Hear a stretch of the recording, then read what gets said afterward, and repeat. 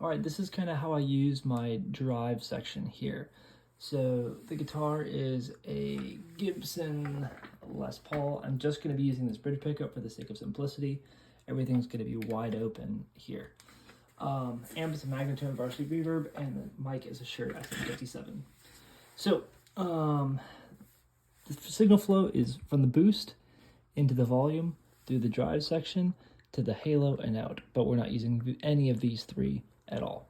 So first drive section I think about is this Cali 76, right? So if you run this with the dry at noon and the output all the way down, it's passing your dry signal 1-to-1. Everything you put into it is going directly out.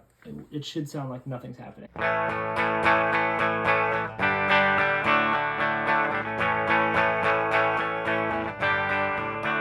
Right?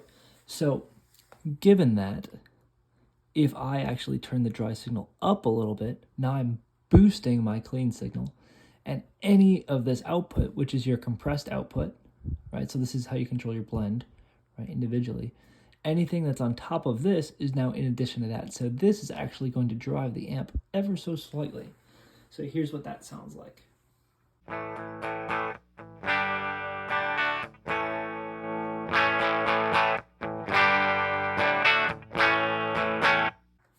So it's just that little bit of break up there.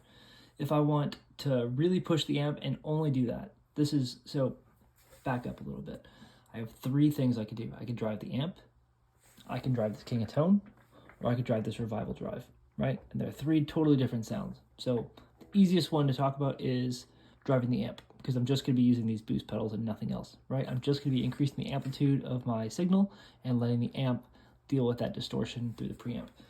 So there, I can add a little bit more with the Vertex Boost. It's kind of tight. If I add this EP boost, it gets even more.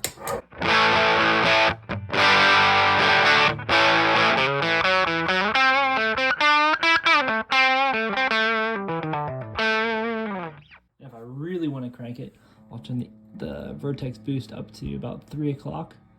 There we go. This is pretty nasty.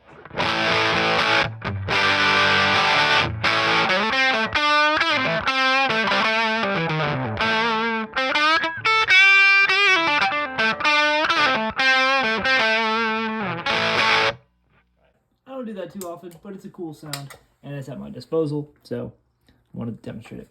All right, so next we'll move on to driving the King of Tone. So for this setting, I'm going to leave that King of Tone always on, right? That's going to be my new quote-unquote dry signal, right? I'm treating this basically as an amplifier that I'm going to drive. So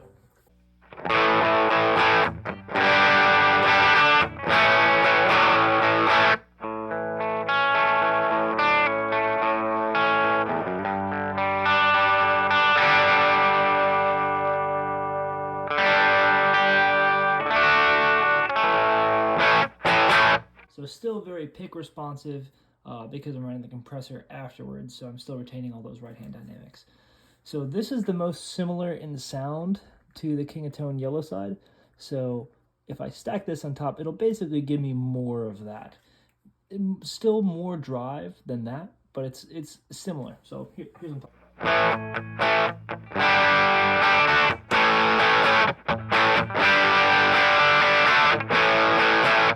And it's starting to do that speaker distortion thing that it's doing because it's basically a cranked Supro is what it's going to be.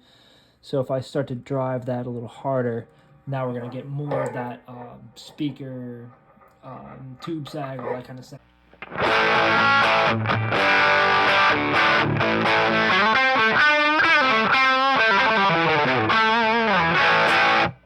Which is cool, and I can kick that.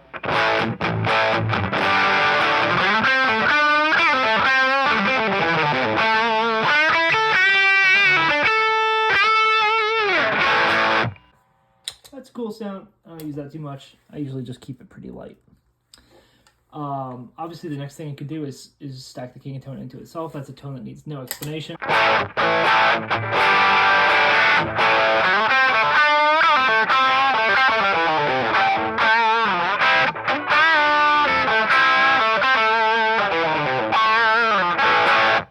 boost that a little bit more.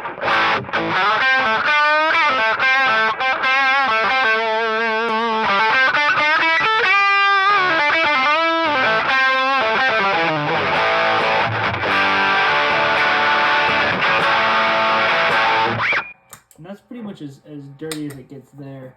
If I'm going to stack the boost on there, I typically won't do this. I'll just add...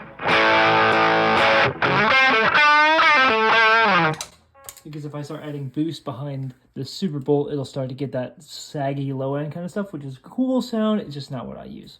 So that's the Keeley drive stacking kind of stuff. So this RevivalDrive is a completely different gain sound.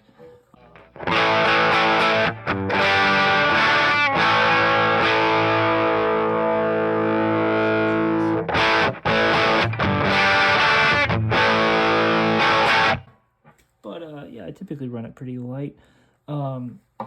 This was a totally different sound. I usually just stack the boost behind it, but every once in a while I'll just add that yellow side of the Keeley on a little bit lighter volume level just to give it a little bit more edge, and it just sounds so great. Goes good with everything. So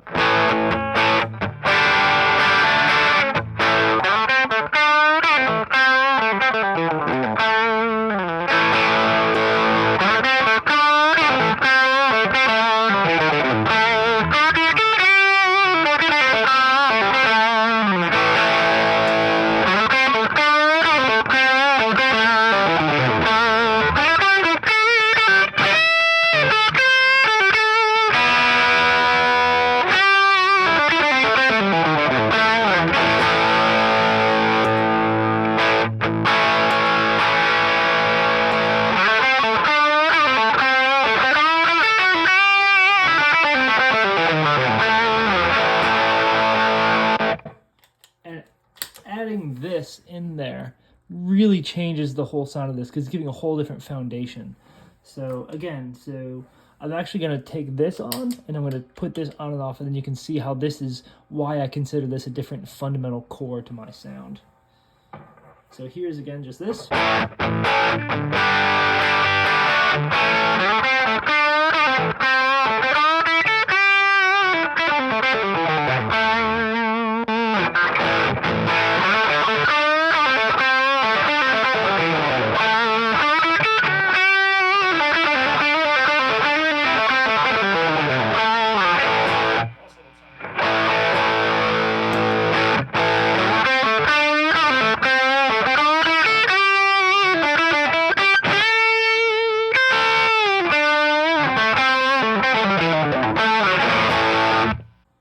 Intentionally playing a lot of the same licks here, so you kind of get an idea. But that's pretty much it. You can hear in that last example that it just shapes so much of the sound because it's such a great circuit.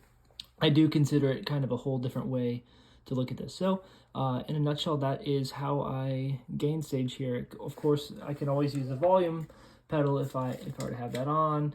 Use that volume pedal, or I use my volume knob to clean any of those up. But essentially, that's how I'm thinking about stacking drives in this context. So there's that. Cool.